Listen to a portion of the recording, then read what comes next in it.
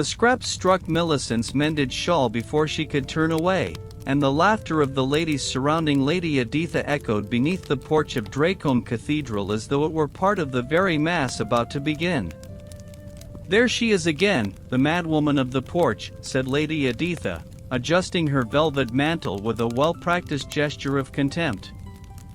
"Will no one take her away before the faithful must look upon her?" Millicent did not answer. She did not cry out, did not defend herself, did not seek refuge in any compassionate glance among those present. She only raised her hand to her chest, or a blackened token hung from a worn cord, and pressed it with a force that did not seem accidental. Canon Allard, stepping out of the vestry at that moment to prepare the altar, paused a moment at the sight of that gesture. He had seen Millicent clutch that same token hundreds of times in the years he had brought her bread each morning, but he had never noticed, until this precise moment, the exact way her fingers closed around it, as one protecting something known to be precious without being able to say why. To know how this story ends, how a beggar woman of broken memory, shamed before an entire cathedral, came to be recognized before the chapter itself, you must know Millicent from months before, when she was still only the madwoman of the porch to all of Dracombe, herself included. Before we continue with this story, tell us in the comments, where are you watching this video from? We're always glad to know how far this story has traveled. To understand how we came to that porch, we must go back some months, to the day Master Osric, physician of the town, first stopped to examine with care the beggar woman who slept beside the cathedral entrance. No one in Dracombe remembered with certainty when Millicent had first appeared upon the town streets. Some said 10 years, others swore it was longer. Her memory, broken by a fever she herself could not name, kept her from recalling her own past clearly. Fragments of a garden, the sound of the sea, a woman's voice singing in a tongue she did not quite recognize as her own, yet did not sound foreign either. "What is your name, good woman?" Master Osric had asked, the first time he knelt beside her to examine a wound upon her arm. "Millicent," she had answered, after a long silence, as though the name cost her effort to find. "I believe my name is Millicent."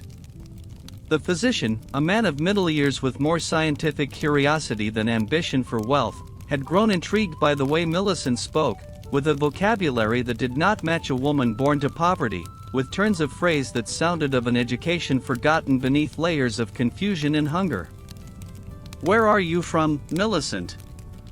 "I do not know," she had answered, her eyes lost toward some point only she could see.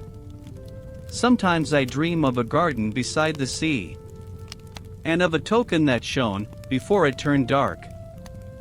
Lady Editha Harcourt had governed the manor's most important house in Dracombe for 20 years, since the family's only lawful heiress, a girl of scarcely 8, had vanished in a shipwreck along with her parents during a trading voyage to the eastern seas. A distant cousin of the family, Editha had taken up the household's administration in the absence of a direct heir, and over the years had built her own identity, her own standing, and her own power upon the certainty that girl would never return. 20 years, Canon Allard, she had told the priest once, in one of the few honest conversations the two had ever shared. 20 years administering what others should have inherited.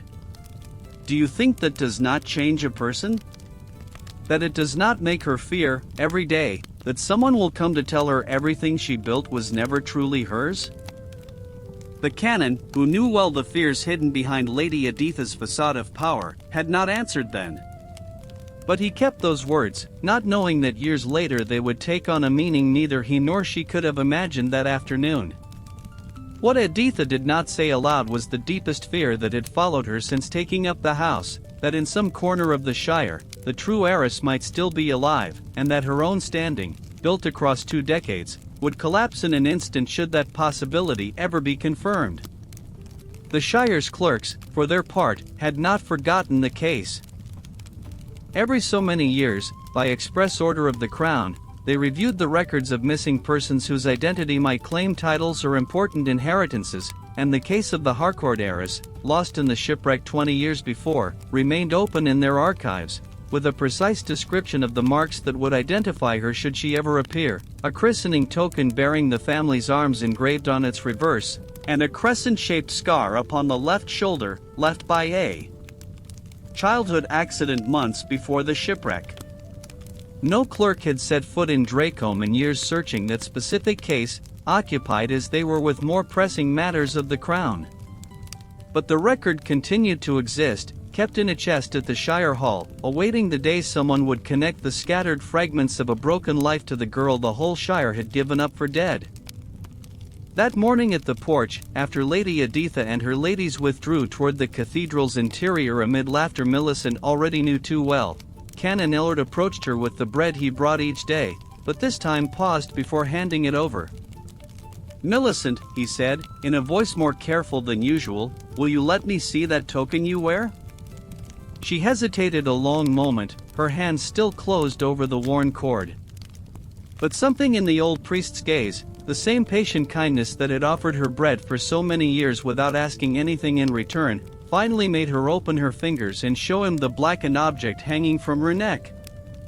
The canon examined it with attention, turning it between his own fingers with an almost reverent care. Beneath layers of grime and the tarnish of years without cleaning, a relief could barely be made out, engraved into the metal, too worn to recognize with certainty, but enough to stir in him a suspicion he did not yet dare speak aloud. "Where did you get this, Millicent?" "I have always had it," she answered, with the same patient confusion as always. "From before I remember anything else. If you have ever been discarded as though you did not deserve even to be seen, if the whole world once decided who you were without asking you first, then you already know something of the silence with which Millicent carried, every day, the shame of Dracombe Cathedral's porch. But stay with this story a little longer, because the truth that seems impossible to recover is sometimes hidden beneath layers of forgetting and grime, waiting only for someone with the patience to clean it with care." Millicent did not know it yet, but that blackened token would change not only her own fate, but that of an entire house that had given her up for dead. Canon Ellard, troubled by what he had seen, sought out Master Osric that same afternoon in his small consulting room near the market, where the physician tended the town's poor more out of charity than gain. "Master Osric, I need your help with something delicate," said the canon, without preamble. "The beggar woman who sleeps at the porch, Millicent. She wears about her neck a token that may be more important than it seems, and speaks, when asked with patience, of fragments that do not match the life of a woman born to poverty." The physician, whose curiosity had already been stirred months before by the same inconsistencies, agreed at once. "I have noticed the same, Canon Ellard. Her vocabulary, her gestures, even the way she apologizes when she believes she has troubled someone, these are not proper to a woman born begging. Something happened to her, something that stole not only her memory but the whole life she had before." Together, they began visiting Millicent regularly, patiently documenting every fragment of memory she managed to put into words: the garden beside the sea, a woman's voice singing, a ship, a storm, the sound of wood breaking, and then nothing, an emptiness stretching what she reckoned, without certainty, several years before waking upon Dracombe streets not knowing how she had come there. "A shipwreck," said Master Osric, one afternoon, after hearing for the umpteenth time the fragmented account of the storm and the breaking wood. "Canon Ellard, I believe Millicent survived a shipwreck, and that the blow, together with the fever that consumed her afterward, robbed her of much of her memory." The canon, hearing this, felt another piece of the puzzle fall into place, though he still did not dare say aloud the name both of them were beginning to suspect. Lady Editha, meanwhile, began hearing vague rumors circulating among the household servants, that the canon and the physician frequently visited the beggar woman at the porch, that they asked her strange questions, that she had begun speaking of things unfit for her station. "What is that lot supposed to be investigating?" she asked her steward, with an unease she tried to disguise beneath a tone of simple curiosity. "I do not know for certain, my lady. They say the beggar woman speaks of a shipwreck, of a garden, of things that make no sense coming from a madwoman." Lady Editha felt, for the first time in 20 years, a chill she could not fully explain. She told herself it was only the ravings of a disturbed woman, that there was no real cause for concern. But that same night, unable to sleep, she found herself recalling the face of the girl who had been sent to sea 20 years before, a face she now barely remembered clearly, erased by 2 decades lived as though that loss had never happened. The next day, she ordered her ladies to intensify the public scorn toward Millicent, convinced that if she could silence the beggar woman, she would silence too the fear that had begun growing in her own breast.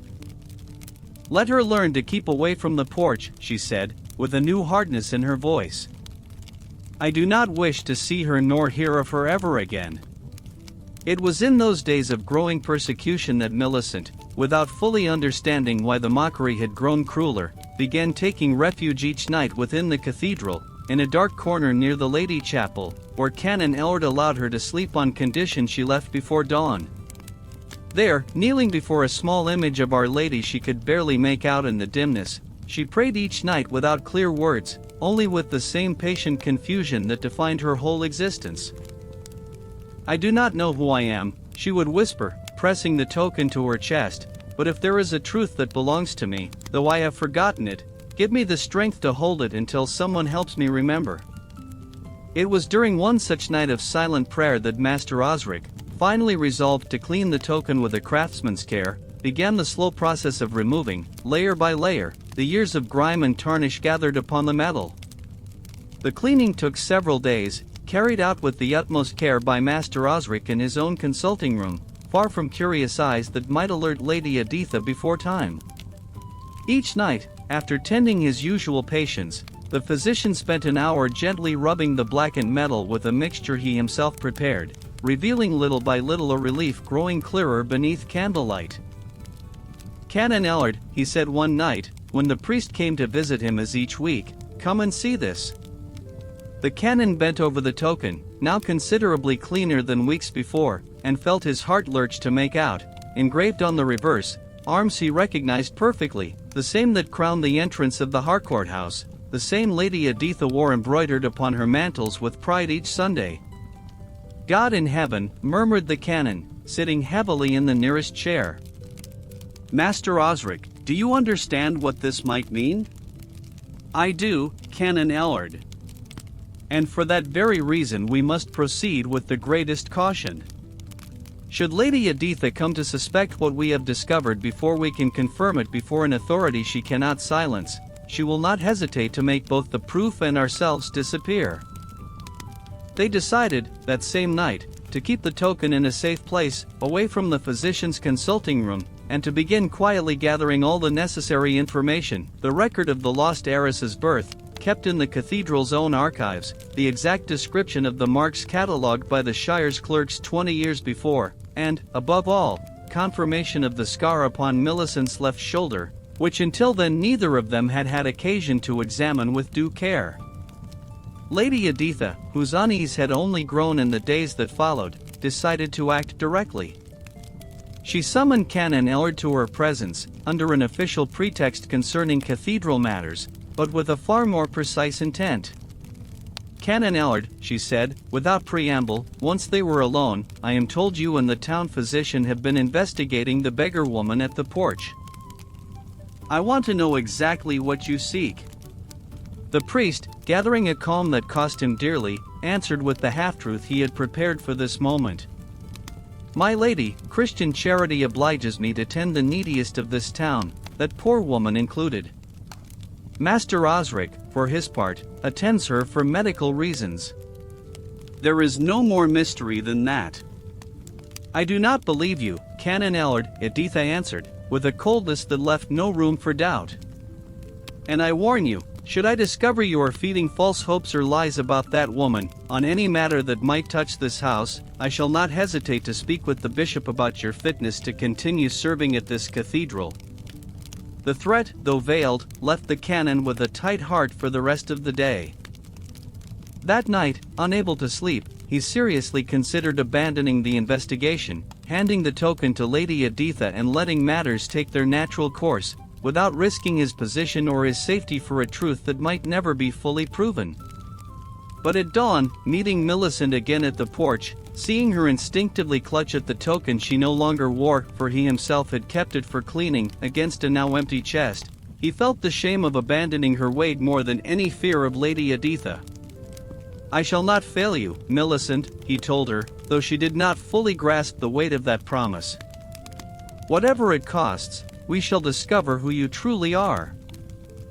Master Osric, for his part, faced his own night of doubt when one of Lady Editha's servants visited his consulting room with a barely disguised message that certain physicians who involved themselves in matters not their concern often found, sooner or later, that their wealthier patients preferred to seek care elsewhere. The threat to his livelihood was real, and that night, seated beside the now clean token he kept hidden among his medical instruments, the physician weighed for hours whether it was worth continuing. But recalling Millicent's confused face, the patient dignity with which she bore every shame without ever losing hope of remembering who she was, he found the resolve to press on, whatever the cost. The next day, he sought Canon Allard with a decision made. "We must lay this before the chapter, and we must do it soon, before Lady Editha finds a way to stop us. I hear the great liturgical feast she arranges each year draws near. That would be the perfect moment, before the whole chapter, before the whole town's nobility, with no chance she might silence us in private." The day of the great liturgical feast arrived with Dracombe Cathedral adorned as it rarely was. The town's nobility gathered in full to witness the celebration Lady Editha had arranged with care, determined to reaffirm before everyone her standing in her place as mistress of the Harcourt house. Millicent, as every day, stood near the porch when the first nobles began arriving, and as every day, some ladies of lesser rank, imitating the scorn Lady Editha habitually showed, began mocking her before the ceremony itself had even begun. But this time, before Lady Editha could join the mockery from her seat of honor, Canon Allard stepped forward into the center of the porch, Master Osric at his side and the token, now fully cleaned and gleaming, held with reverence between his hands. "By leave of the chapter and all the nobility here gathered," said the canon, in a voice that rang with more force than any present had ever known in him, "before this celebration begins, there is a matter of identity and justice that must be laid before this assembly." A murmur ran through the crowd. Lady Editha, from her seat of honor, felt the air leave her lungs as she made out, even at a distance, the golden gleam of a token she recognized at once. "Canon Allard, this is neither the time nor, by leave of the chapter," he repeated, not taking his eyes from the dean presiding over the ceremony. "I ask that the shire's clerks be called, if any be in town, or failing that the chapter itself examine this token and this cathedral's baptismal register, in direct relation to the identity of the woman known in this town as Millicent, the beggar of the porch." The dean, intrigued rather than displeased by the interruption, made a gesture of assent, while a clerk present in town on administrative business, alerted by the commotion, approached as well with growing curiosity. Master Osric stepped forward in turn, bearing a parchment with the detailed description he himself had obtained, weeks before, from the Shire's archives through a discreet contact, the exact description of the marks that would identify the lost Harcourt heiress, missing 20 years before in a shipwreck with her parents. "Your worships," he said, in the firm voice of one finally freed of a weight carried for weeks, "this token, found about the neck of the woman known as Millicent, bears engraved on its reverse the arms of the House of Harcourt. And according to this record, the lost heiress bore also a crescent-shaped scar upon the left shoulder, the result of a childhood accident." Before the eyes of the whole gathered nobility, and with Millicent's own trembling but resolute consent, the physician carefully uncovered the woman's shoulder, revealing the exact scar the parchment described. The silence that fell over the porch was absolute, broken only by Lady Editha's stifled weeping, as from her seat of honor she watched, pale-faced, 20 years of her own identity crumble before the whole town. "This cannot be true," she murmured, though her own voice sounded uncertain even to her own ears. 20 years have passed. No one survives so long without. Lady Editha, interrupted the Shire clerk, who had personally examined both the token and the register. "The Crown keeps such cases open precisely for situations such as this. I shall order the most rigorous verification, but before the evidence presented today, I can only declare there is sufficient cause to recognize, provisionally, this woman as the lawful heiress of the House of Harcourt, until the formal inquiry is complete." Millicent, standing at the center of every gaze, did not feel the triumph anyone else might perhaps have expected to feel.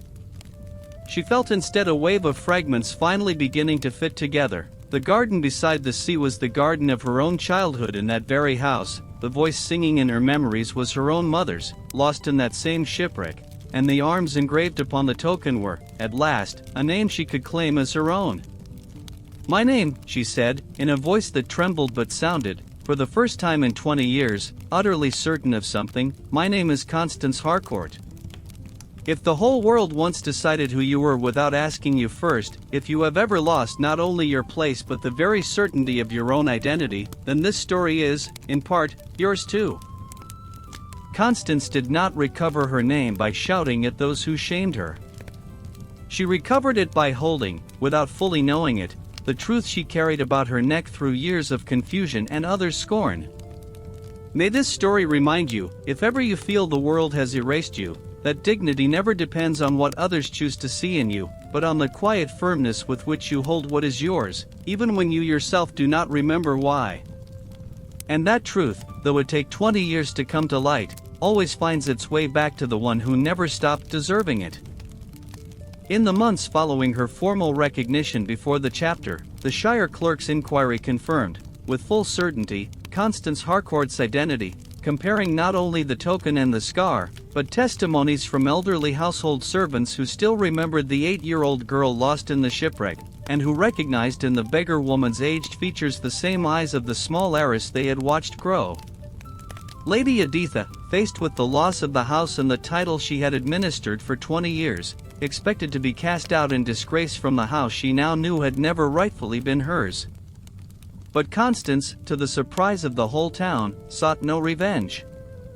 "You administered this house for 20 years, Editha," she told her, in a private conversation held shortly after the official recognition. "With a firm hand, from what those who knew you in that time have told me. I will not pretend I feel no pain for the years lost, but neither will I deny what you did well. You may stay, if you wish, as an administrator of my trust, or you may leave with a dignified pension for wherever you prefer to rebuild your life." Editha, unable to hold the gaze of the woman she had publicly shamed for months without knowing who she truly was, chose at last to leave, though in time, and from a distance, she began sending letters of apology that Constance, with the same patience that had defined her through her years of begging, always answered with courtesy, without bitterness but without false closeness either. Canon Ellard, whose courage had begun the whole chain of discoveries, was honored by the bishop himself with a post of greater responsibility within the cathedral, though he himself always insisted the true credit was not his, but Constance's own, who had upheld her dignity for years without anyone believing her worthy of attention. "I did no more than notice what anyone might have noticed, had they the patience to look with attention," he always said, when praised for his part in the recognition. The true strength was hers, who upheld her own dignity for years without even knowing she had a name to claim. Master Osric, for his part, sought his small consulting room transformed into one of the most sought after in Dracombe, not only by grateful nobles who now knew his work, but by the town's own poor, whom Constance, now settled again in the house, ordered funded with generosity, ensuring no physician in the town would ever again have to choose between his livelihood and his conscience. Few in Dracombe ever knew what it cost the Shire Clerk, present in town by chance the day of the liturgical feast, to make the decision to declare Constance's provisional recognition before the whole gathered nobility. He was not, as some imagined, a man who took pleasure in defying a woman as powerful as Lady Editha had been until then. That same night, before departing back to the Shire Hall to formalize the whole process, he asked to speak with Constance privately. "Lady Constance," he said, with a gravity that contrasted with the formality of that afternoon's ceremony, "I would have you know I did not take this decision lightly. The Crown cannot afford to recognize identities upon uncertain ground, for that would open the door to countless false claims of inheritance and title. Had the token and the scar not matched our records with such precision, I would never have made the declaration I made today. I understand, Sir Clerk, Constance answered.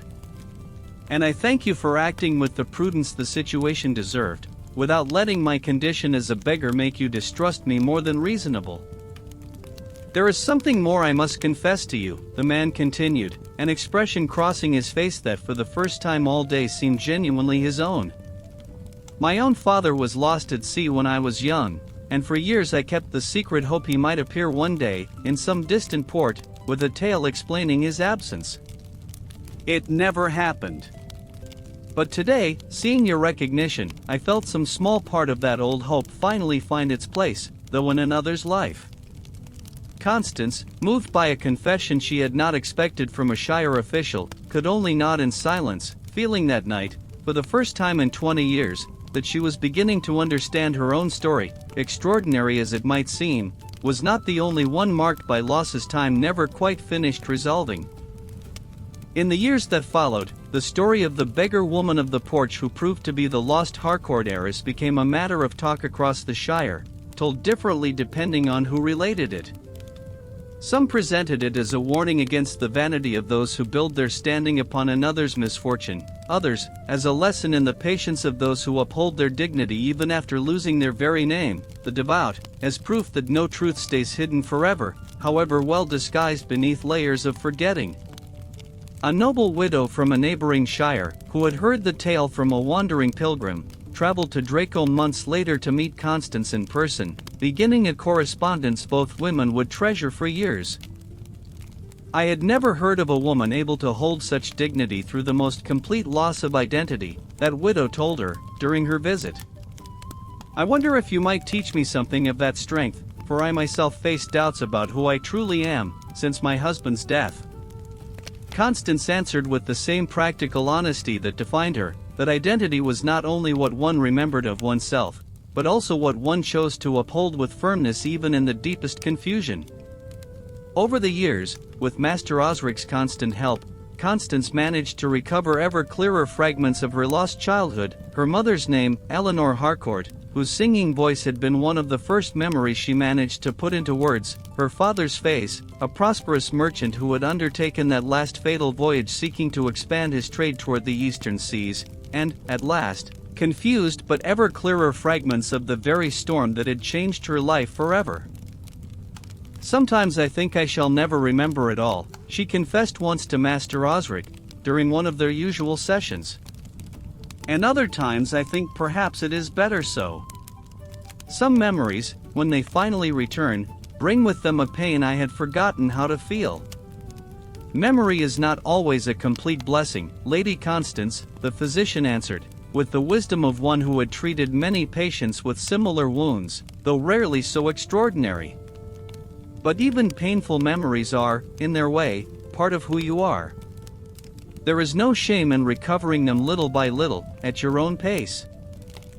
It was also in those years that Constance, now fully settled into her role as mistress of the house, began taking active interest in the welfare of Dracombe's beggars and homeless, founding a small almshouse beside the cathedral where anyone without shelter might find refuge and food, without the shame she herself had suffered for years upon that same porch. Let no lost soul in this town ever have to sleep beneath the rain while waiting for someone to remember her name, she always said, explaining the almshouse's purpose to those surprised by her generosity toward the poorest. Canon Allard, now elderly, spent his last years as chaplain of that same almshouse, tending the needy with the same kindly patience he had shown Millicent for so many years before knowing her true identity. I never knew, while giving you bread each morning, that I fed the heiress of one of the most important houses in Dracombe, he confessed once to Constance, by then very old. But I do not believe that would have changed anything I did. I would have done the same for any needy soul God set upon my path. And that, Canon Allard, is why your kindness holds such worth, she answered, taking his hands with the same affection she had shown him through her years of begging. Because it never depended on knowing who I truly was. It depended only on seeing a human being in need before you. 10 years after the recognition at the cathedral porch, when Constance now governed the Harcourt house with the same firmness Editha once showed, but with a generosity the whole town recognized as her own, a messenger arrived from a small convent outside Dracombe with a letter addressed to the mistress of the house. It was from Lady Editha, who had spent those 10 years living modestly, first upon the lands Constance had secured for her, and then, by her own choice, retired to a convent where she had found, in her own words, the peace that 20 years of another's power never gave me. I have thought much, in these years of silence, upon what I did, Editha wrote in that letter, and I have come to understand my greatest sin was not administering what was not mine, but the constant fear that led me to treat with cruelty one who bore no fault for my own dread.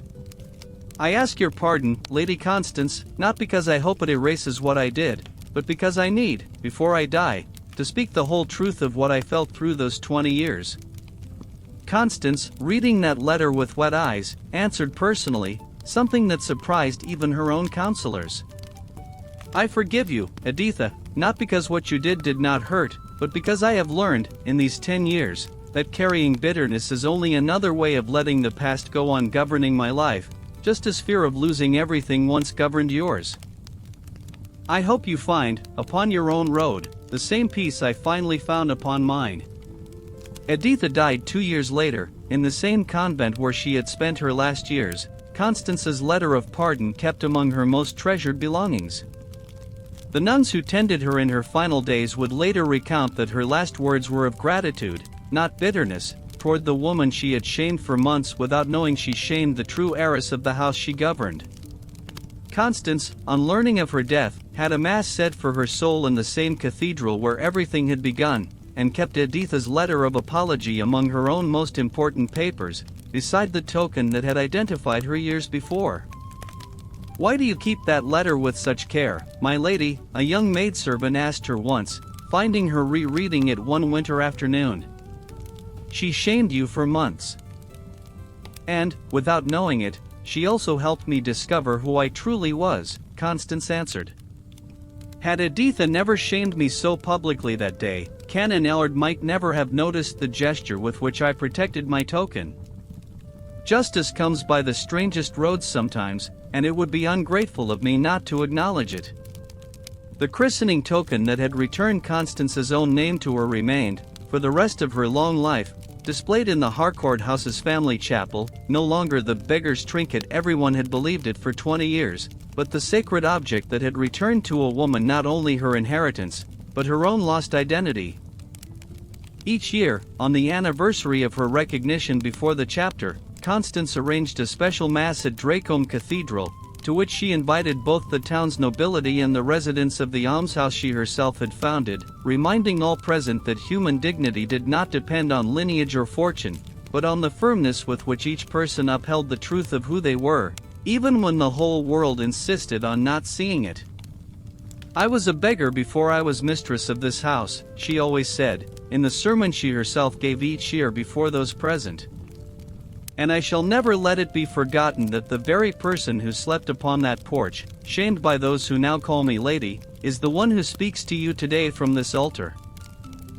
A court chronicler, gathering decades later the Shire's most notable stories for his own records, included a detailed version of what happened at Dracombe, citing words he attributed to Canon Ellard himself shortly before his death, that justice, when it finally arrives, does not always come with armies or proclamations, but sometimes with the simple gesture of a hand clutching, without quite knowing why, a piece of blackened metal against a chest full of unanswered questions. Constance Harcourt died at 78, surrounded by her own children and grandchildren, the token that had returned her identity hanging once more about her neck, just as she had worn it through the darkest years of her life. Her last words, as those present would later recount, were a simple instruction given to her eldest daughter. Care for those the world has forgotten, my child. For you never know which of them carries, without even knowing it, a truth the whole world needs to remember. Among the many works Constance undertook in her first years as lawful mistress of the Harcourt house, none brought her such personal satisfaction as the almshouse she founded beside the town's old gate, not far from the porch where she had slept for so many years without name or home. The almshouse's first resident was an old fisherman named Bartholomew, who had lost a hand in a storm at sea and, without family or means to support himself, had spent his last years begging upon the same streets where Constance herself had been shamed. "I know not why a lady such as yourself should trouble to build a roof for a useless old man like me," Bartholomew had said, the first night he slept beneath a decent roof after years exposed to the weather.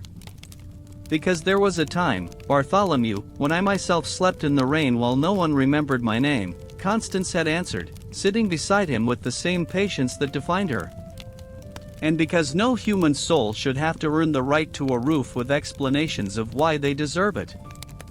Bartholomew lived his last years at the almshouse with a dignity he himself could not recall having felt in decades, and before he died, he asked that a simple line be recorded in the almshouse's register, one that summed up, better than any sermon, the spirit with which Constance had founded that place. "Here, for the first time in years, someone asked my name before deciding whether I deserved help." Over time, the almshouse by the Old Gate became a permanent refuge for dozens of homeless people in Dracombe, administered with the same rigor and the same compassion Constance applied to the governance of the house itself.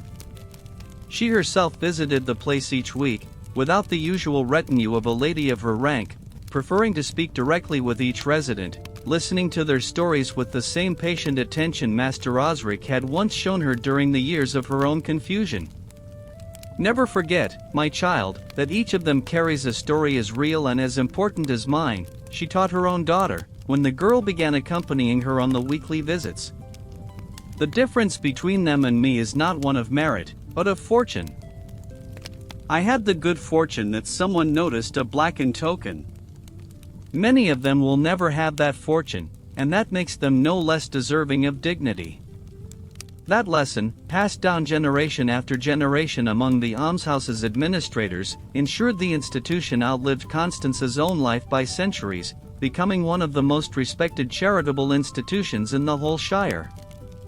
Master Osric, whose scientific curiosity and patience had proved decisive in rebuilding Constance's lost identity, devoted the rest of his professional life to a discipline he himself helped found in Dracombe, the careful study of memory and the confusions that fever, blows, or extreme pain could cause in those who suffered them. He personally trained several young physicians, passing on to them not only his technical knowledge but also the most important lesson he had learned at Millicent's bedside, long before knowing he treated a lost heiress. "A physician does not treat only the body, but also the patient's dignity," he often repeated, through long days of instruction in his consulting room, by then expanded thanks to Constance's patronage. "When someone loses their memory, they lose not only recollections, they lose the certainty of who they are. Our task is not only to heal the body, but to help that person patiently rebuild the certainty of their own existence." He wrote, in his last years, a small treatise on treating the mental confusion caused by fevers and traumas, devoting a whole chapter, without naming her directly out of respect for her privacy, to the case of a woman of fragmented memory whose identity was rebuilt through patience and careful observation. That treatise, copied and studied by physicians across the shire in the decades that followed, became required reference for anyone wishing to treat similar cases, and the chapter devoted to Constance, though it never revealed her full name, was known among physicians simply as the case of the token. Master Osric died surrounded by his own disciples, in the same consulting room where he had begun treating Millicent years before, by then one of the most prestigious in Dracombe thanks to Constance's constant patronage. His last words, as his disciples present in his final hours would later recount, concerned Constance herself. "Tell Lady Constance, it was an honor to help her remember who she was. That, more than any title or wealth, was the greatest privilege of my life as a physician." Constance, on learning of his death, insisted on personally funding a small memorial to him within the cathedral itself, with an inscription she dictated herself: "Here is remembered a man who healed not only bodies, but lost identities, with the patience of one who knows every person deserves to be seen with care."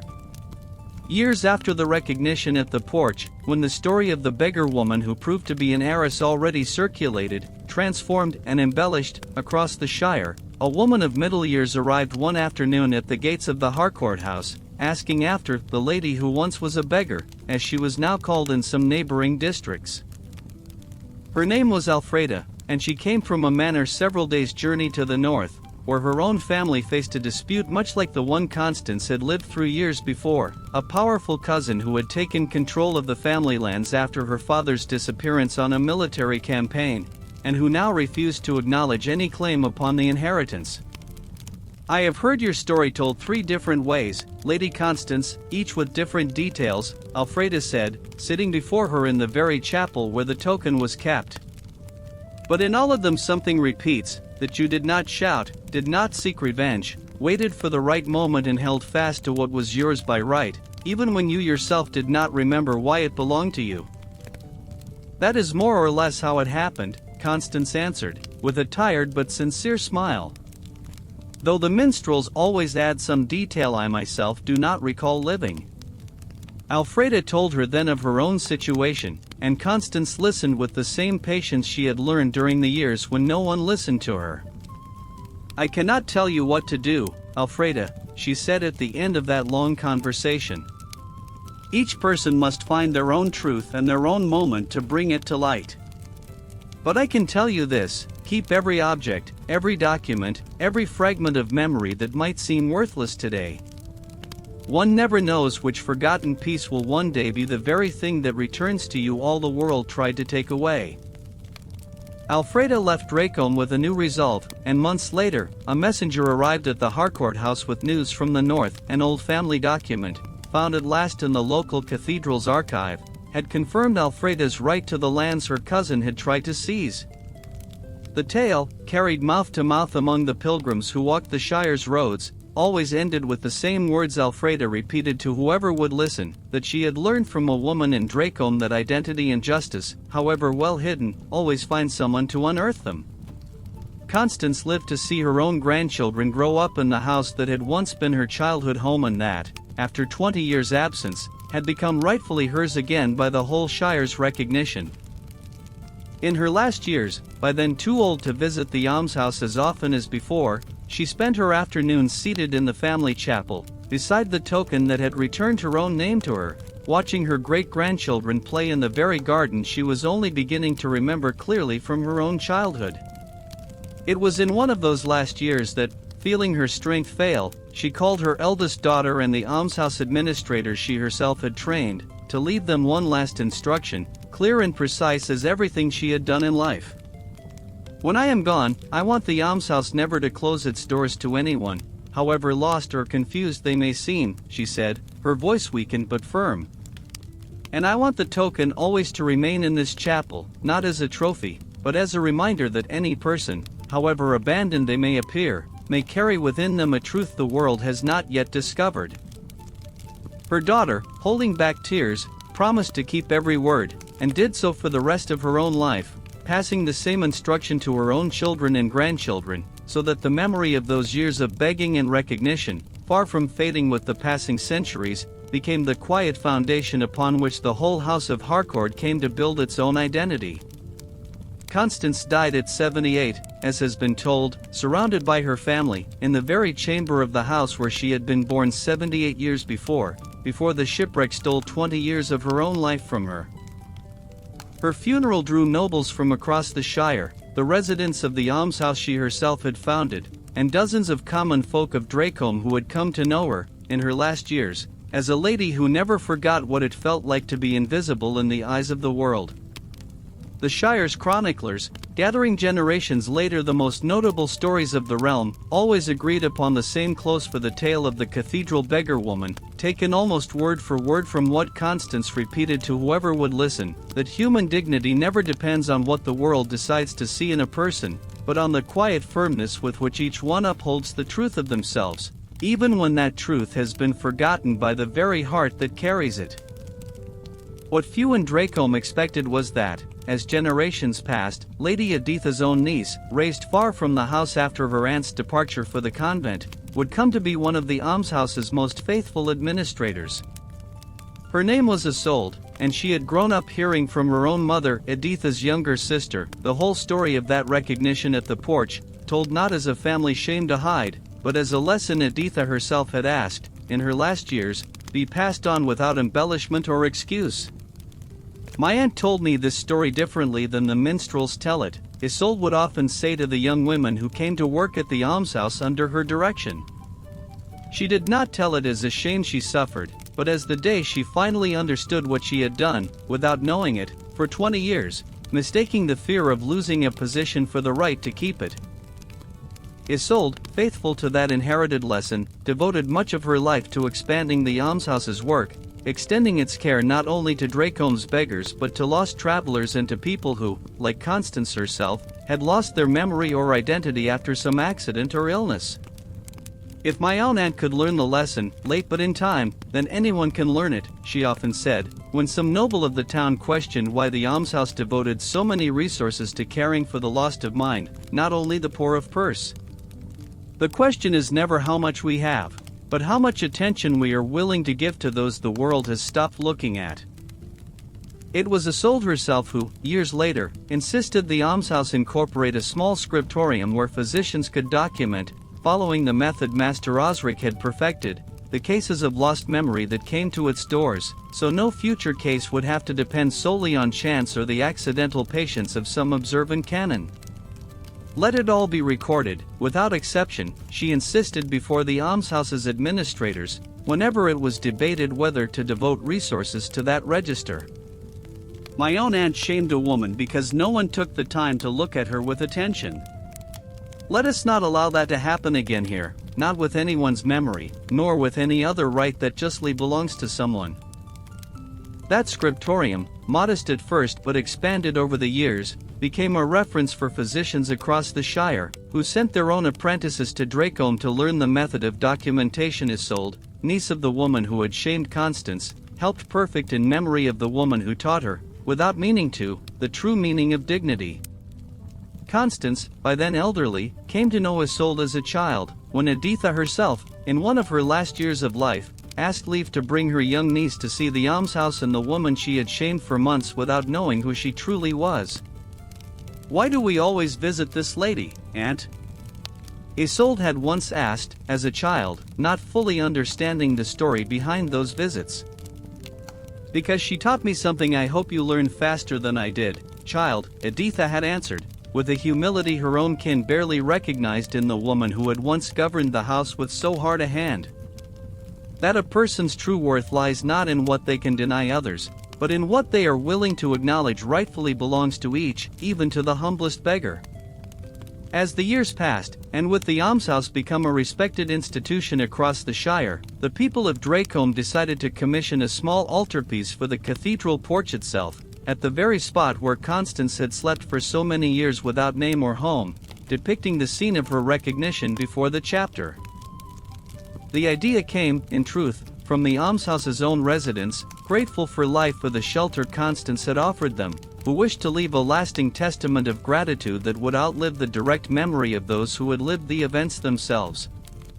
"It is not only for devotion," Lady Constance, Bartholomew, the old fisherman, explained before he died, when he went with other residents to ask her leave for the altarpiece. "It is so that, 100 years from now, when no one remembers your name nor Master Osric's, those who pass this porch will know that here there was justice, and that faith and human dignity always walked together in this town." Constance, moved to tears for the first time in a long while, gave her leave without hesitation, though she asked expressly that the altarpiece not show her own face in detail, but rather the general scene, a humble woman clutching a token to her chest, and an old priest watching her with kindly attention. The altarpiece was completed 2 years later, carved from oak brought from nearby woods and painted by one of the town's most esteemed artists, who worked without charging his full fee, as his own contribution to the memory of a story that had moved all of Dracome. We bless today not only this work, but the memory of the justice God allowed to flourish upon this porch through the patience of a humble woman, said the bishop, at the dedication ceremony, before the whole gathered community. May this altarpiece remind every pilgrim who passes here that no truth stays hidden forever, not even beneath the thickest layers of forgetting and another's scorn. From then on, every pilgrim passing through Dracombe on the way to Greater Shrine stopped a moment before the porch altarpiece, and many of them, asking after the story it depicted, carried Constance's tale away with them, to tell in turn in their own distant lands. The same shire clerk who had presided over the recognition that day at the porch, by then retired from his duties after decades of service to the crown, devoted his last years to writing a small treatise on the cases of lost and recovered identity he had observed across his long career, including a whole chapter devoted, without naming her directly out of respect for her privacy, to the case of the beggar woman of Dracombe Cathedral. I have presided over dozens of disputes of inheritance and identity in my life, he wrote in that treatise, which would later circulate among clerks across the shire for generations, but none taught me so much as that recognition upon the Dracombe porch. I learned that the firmest truth is not that which is imposed by authority, but that which rests upon proof no one can question, brought forward by those who had the patience to wait for the exact moment to reveal it. The treatise, copied and recopied by successive clerks over the years, became required reference for any crown official who must investigate similar cases, and the chapter devoted to Constance, though it never named her in full, was known among clerks simply as the case of the blackened token. Isolde, Editha's niece turned almshouse administrator, kept for her whole life the custom Master Osric had begun, to carefully document every case of lost memory that came to the almshouse's doors, not waiting for an inheritance dispute to arise to do so, but as regular practice ensuring no identity would ever again be lost through lack of attention. Every time I open the scriptorium's register, I think of Lady Constance. She once confessed to a young apprentice she had begun training, following the same tradition Master Osric had begun with his own disciples. And I think how much suffering this town might have been spared had someone, generations before, given beggars the same patient attention Canon Eld finally gave her. That custom, quiet and constant, became over time one of the reasons Dracombe's almshouse came to be known across the shire as a place where no person, however lost or confused they might seem, was turned away without first being seen with true attention. Despite all the changes brought by passing centuries, new bishops, new noble families, new customs that came and went with each generation, there was something in Dracombe that never wholly changed. The cathedral porch where Constance had slept remained, in the town's popular memory, a place where it was remembered that no person should be judged only by outward appearance. Dracombe's children, generation after generation, grew up hearing the story of the beggar who was a lady without always knowing every exact detail, until some grandparent, seated by the fire on a winter's night, told them the whole tale, how a woman publicly shamed, without memory or name, had come to be recognized as the lawful heiress of one of the town's most important houses. And is it true she did not remember even her own name? The youngest always asked, eyes wide before the fire. As true as the token still kept in the Harcourt Chapel, whoever told the story always answered. And more important still, as true as this, that in this town, since then, no one decides who deserves respect only by the clothes they wear. The almshouse by the old gate, expanded several times over the centuries, became a required stop for any traveler arriving in Dracombe without means, not only for the material help it offered, but for the fame of the story told within its walls, written at last in a small book the Harcourt family itself had bound so that no detail would be lost with the passing generations. In that book, kept beside the family chapel's altar in a carved wooden chest, one could read, in careful hand copied down generation after generation by successive almshouse administrators, a closing line that summed up, better than any other source, the whole legacy of Constance Harcourt. Here it is remembered that justice did not come to this town by force of arms nor by the will of the powerful, but by the silent patience of a woman who, shamed and without memory, knew how to uphold, without even knowing it herself, the truth the whole world would one day need to acknowledge. Let whoever reads this remember also that no human dignity depends on what the world decides to see in a person, but on the firmness with which that person upholds, even in the deepest forgetting, the quiet certainty of their own worth. And so, century after century, the porch where the madwoman of the cathedral was once mocked continued to receive pilgrims and travelers from across the shire, reminding each new generation that dignity, upheld with patience even amid the most complete confusion, always finds its own way at last toward the light.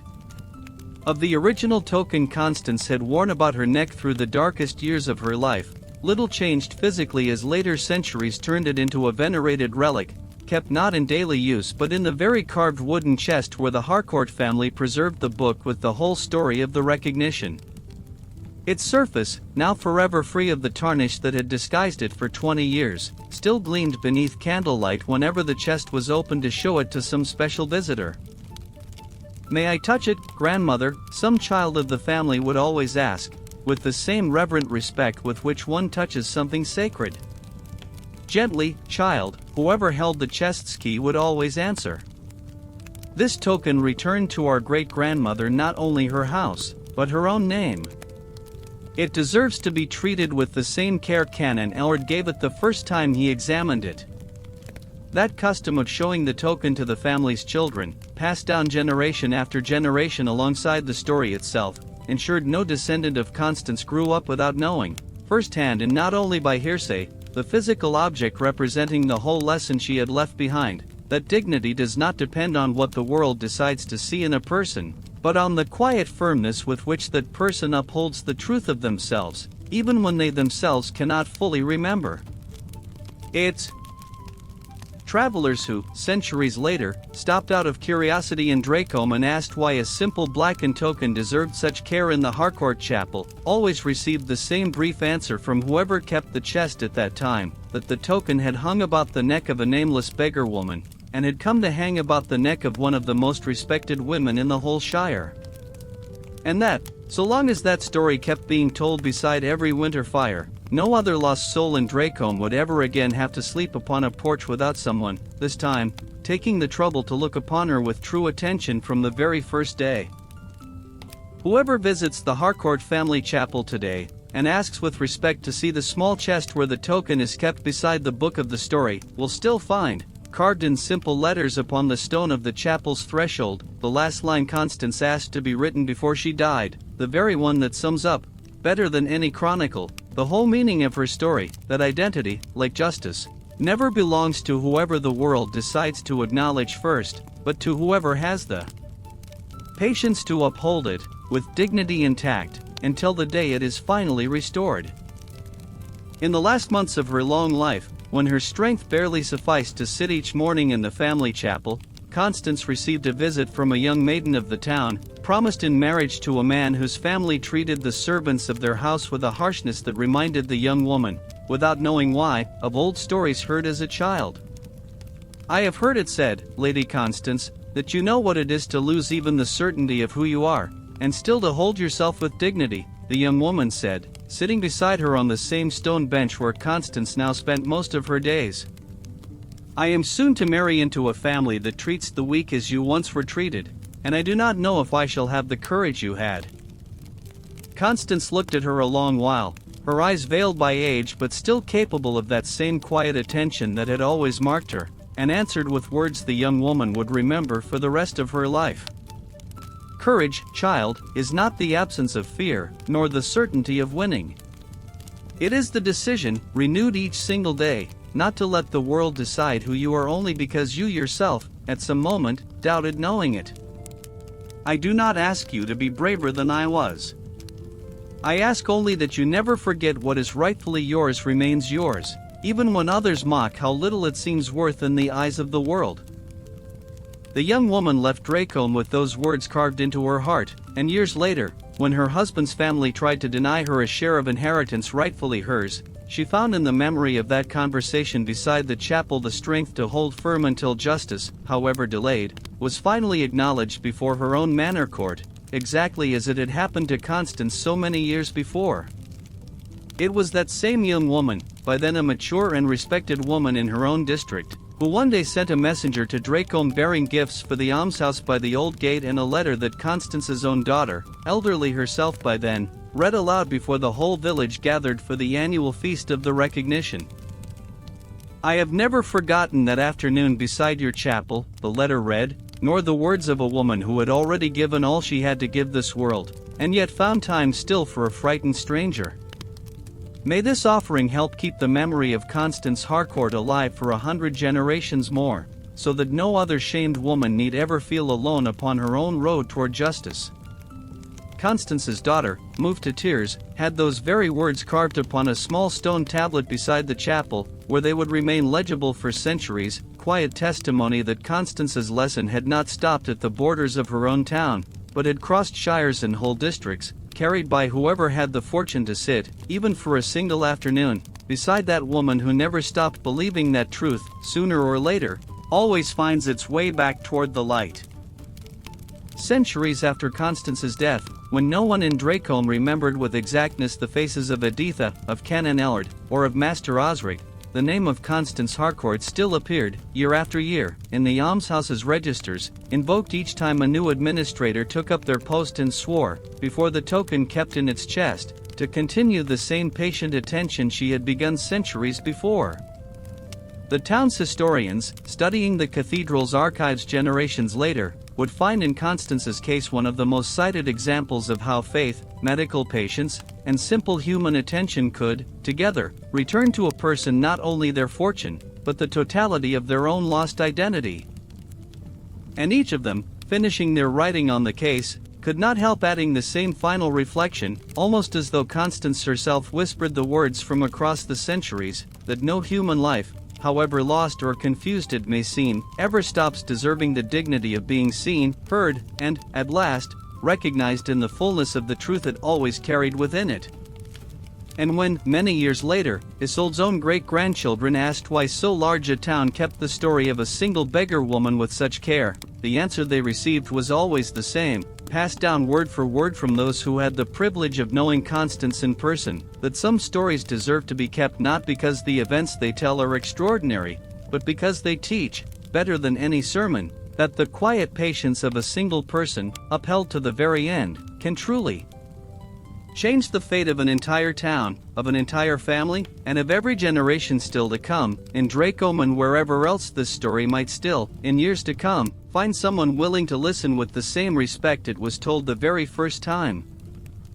There was, among all hours of the day, one particular hour in which the cathedral porch seemed to hold, more intensely than at any other moment, the echo of that distant story, sunset, when the golden light of the setting sun lit the very stones where Constance had once slept, gilding too the altarpiece depicting her tale, as though the sky itself wished to pay homage, every evening, to the quiet patience of that forgotten woman. The porch's old keepers, sextons and beggars who over the years had taken turns tending that corner of the cathedral, had the habit of telling, to whoever stopped at that hour, the same essential version of the story, stripped of every embellishment added by minstrels across the centuries, that a nameless woman had been shamed in that very spot, that an old priest had stopped to look upon her with attention where others had only looked away, and that this simple attention, sustained with patience for weeks, had returned to a whole town the certainty that no human truth, however hidden, remains lost forever. And how can you be so certain of that? Some skeptical traveler always asked, hearing the tale for the first time. Because the token is still there, in the family chapel, for anyone who wishes to see it with their own eyes, the storyteller of the moment always answered. And because the almshouse that same woman founded is still here, open every night to whoever knocks at its doors, without first asking who they are or where they come from. It was in that very hour of sunset, according to tradition passed down by the almshouse's administrators, that Constance herself loved to sit, in the last years of her life, upon that same stone bench where she had received so many visitors, watching the golden light slide along the porch's stones and thinking, perhaps, how strange and wonderful was the road that had led her from that very place of shame to becoming, in that very place, a symbol of hope for anyone who felt lost. And it was there, say the almshouse's oldest chronicles, that she spoke one of the last reflections her descendants would pass down most faithfully across the centuries, that life, like the sunset light upon those same stones, can be cruel at the beginning and generous at the end, but that between the two extremes remains always quiet and constant, each person's choice to uphold their own dignity, regardless of which of the two lights fate decides to show them first. And anyone who, even now, crosses that porch as the sun goes down, with the noise of their own daily affairs still ringing in their ears, may perhaps catch, if only they slow their step for a moment, the silent echo of that same lesson, that a town's true wealth is never measured by the houses it possesses, but by the patience with which it still knows, now and again, to stop and look into the eyes of those the rest of the world has already stopped seeing. And should that same traveler, by chance or by fate, one day meet someone else discarded by the world, perhaps they will remember, without quite knowing why, to pause a moment longer, to listen a little further, and to look, with the same patience an old Dracon canon once showed, past appearances toward the truth every human being carries within, hidden or not, waiting only for someone willing, at last, to recognize it. For that, in the end, is the whole lesson Dracom still keeps in the memory of its porch, its altarpiece, and its token kept safe within a chapel chest, that no human life, however humble, confused, or forsaken it may appear to others, ever stops deserving the dignity of being seen with attention, heard with patience, and recognized, sooner or later, in the fullness of the truth it always carried, even when that truth had been entirely forgotten by the very heart that bore it. And so, generation after generation, whenever a child of Dracom asked why so great a town kept, with such care, the story of a single forgotten beggar woman, the answer they received always circled back to the same distant afternoon in which an old priest chose to stop, against every hurry and every custom, and look with attention at the gesture of a hand clutching, without quite knowing why, a piece of blackened metal against her chest and discovered, in that simple gesture, the quiet seat of all the justice that would follow. Perhaps, the town's eldest always said, finishing the tale beside the fire, that is the true teaching this story holds for whoever listens with attention, that justice, when it finally finds a way to make itself known, needs no great armies nor solemn proclamations to do so. It needs, most often, only a single quiet gesture, a single attentive glance, and the time required for both to meet at the exact moment they were always meant to, however many years of silence and forgetting had to pass first, and however unlikely the whole world, in its haste and its scorn, once believed such a meeting could ever, in any way at all, truly and honestly come to pass, for a woman it had long since, and quite deliberately, chosen to forget entirely, and to overlook, and, in its haste and pride, so very nearly to lose, forever and completely, beyond all hope of any recall at all.